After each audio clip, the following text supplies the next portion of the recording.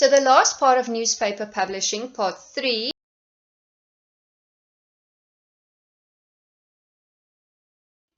we're going to quickly talk about journalism. Now, obviously, you all know that the articles that you can read, the news articles that you can read in the newspaper, are actually authored or written by journalists. Now, there are many universities that actually offer journalism degrees that basically teaches you how to write, news articles, hardcore investigative journalism, etc., etc. So journalism is basically when you're reporting, and in a newspaper context, it's all about reporting on newsworthy events. There's a whole structure and way and method of going about it. I also believe that's a calling.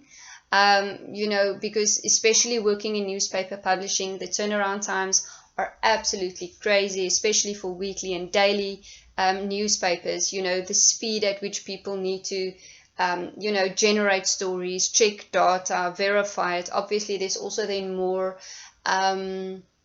room for error because of this really hectic deadlines that they need to adhere to.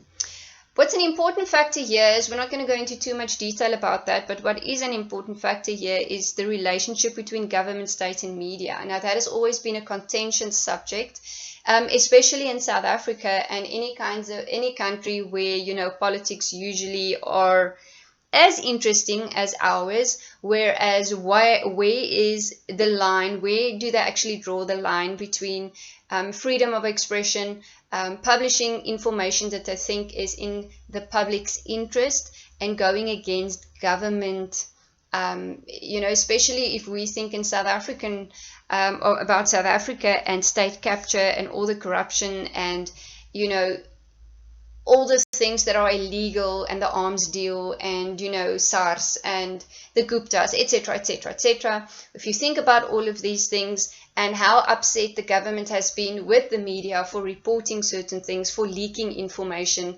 it really becomes a very risky job, but also very, very interesting. So there's definitely a risk in reporting, and I have a video here. You guys may be familiar with not just one, but several journalists who have been kidnapped before, as they were covering stories and reporting on things, or either being threatened or killed. So it is a really dangerous job in terms of, depending on what you report on. Fake news is also a very important thing to keep in mind, especially over the last few years. This has really increased to a great amount, and I can't always understand why people would do this. And the interesting thing is that there are actually companies that specialize in there are actually companies created that just need to distribute fake news. So it's like a whole propaganda, there's a whole strategy behind it, where there are actually people generating fake news to cause mayhem and to cause panic and to, do things like that, which I think is really ethically so wrong. But it happens, and this is also why it's so important then that if you read an article or you are aware of something, that you always need to remember to check your sources, verify your sources, validate the information. Don't just take it because it's published that it's necessarily true. Citizens journalism. This is really interesting due to social media, and now that anyone can record a story and they have their phones with them and they can take videos and post it online and just write their own information on all the social media platforms and send it and distribute it. There is no real control over citizen journalism. Like, every single person now thinks that they're a journalist or they're a reporter, and they can, document events and they can do it. Yes, there are pros and cons to it. There has been instances where it was actually a pro, whereas people broke a story that wouldn't have necessarily been, explored or unveiled or uncovered if it wasn't for that person being there at that specific time or recording something. But then there's also privacy issues, and the whole human rights issues coming to the fore. So yes, that's a very, very complicated matter. But journalism, yes, very interesting. And I'll show you a case study later on as well. But citizen journalism, basically, that's what it relates, or that is what it means. Mohammed could be coming home soon. The South African photographer has apparently escaped from his captors in Syria. Mohammed was abducted back in January of 2017 while in Syria to photograph and report on the suffering of the Syrian people.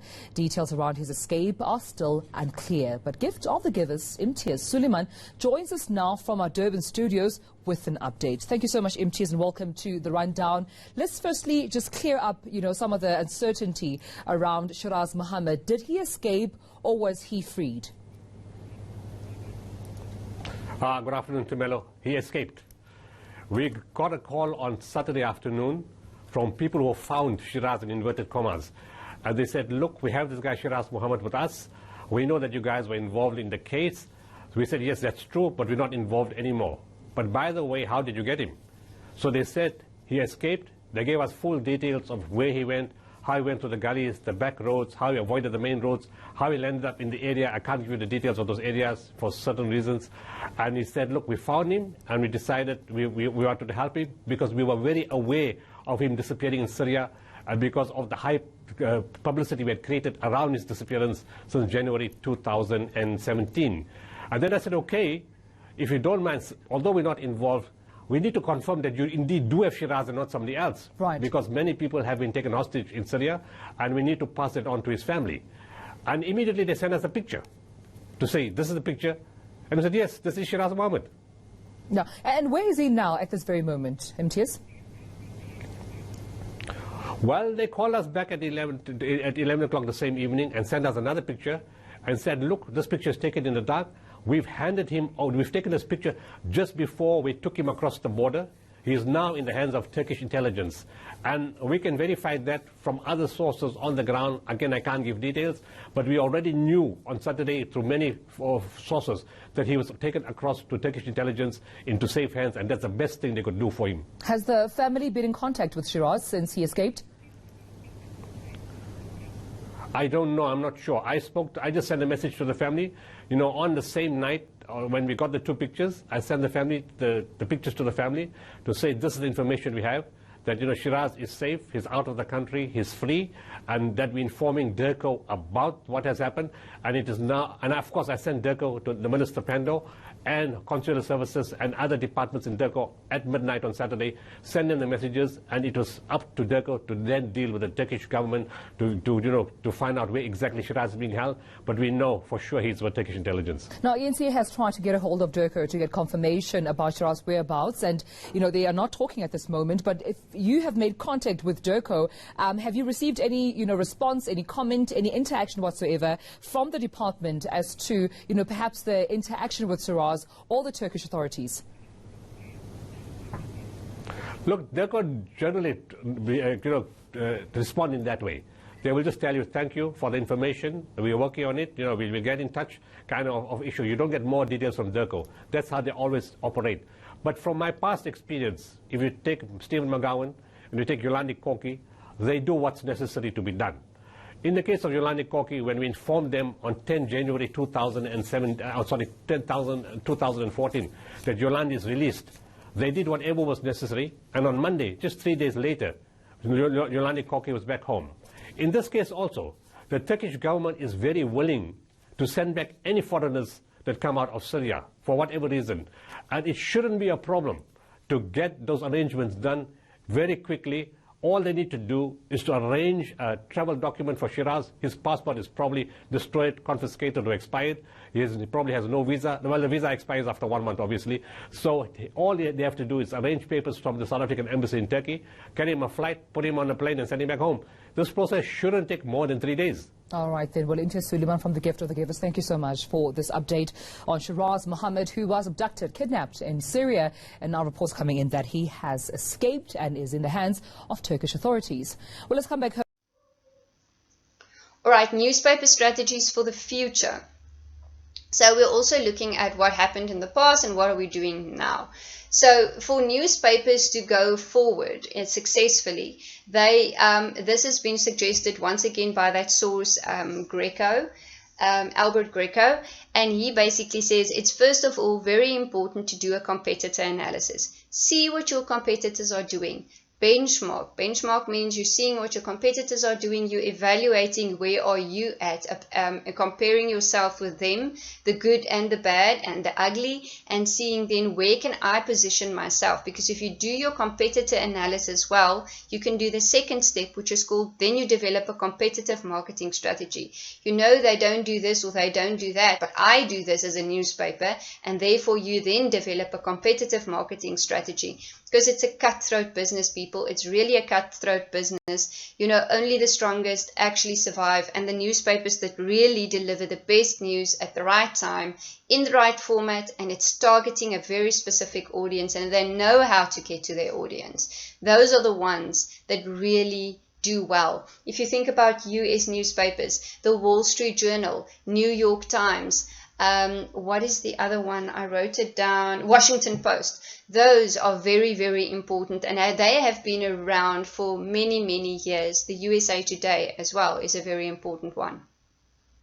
So if you do a competitor analysis, you know what your competitors are doing. Then you develop a competitive marketing strategy in seeing how you can differentiate from your competitors. And then you have to embrace mobile. People are on their phones the whole time, right? And you can now, via social media and all the technology that's available, get updated with news frequently. That's one of the biggest challenges with the newspaper industry, is that while by tomorrow your paper is printed, the news has already been made available via Twitter, via social media platforms, and you kind of feel, oh, it's now a little bit delayed. Although you can do it in more, you can do a more in-depth reporting on a specific subject matter in your paper than as opposed to your online format. But that is unfortunately one of the huge challenges. So this is why newspapers started really embracing mobile and digital platforms. So when a story breaks, it can be available there, but then it will be printed later on in, you know, to a bigger extent in a paper form as well, or in the traditional format. Here on the right hand side, you'll see the Wall Street Journal, which is a very successful paper, obviously. They have also adapted and they have their own YouTube channel, and they have an app as well that you can go and get your news on, which I think is really cool.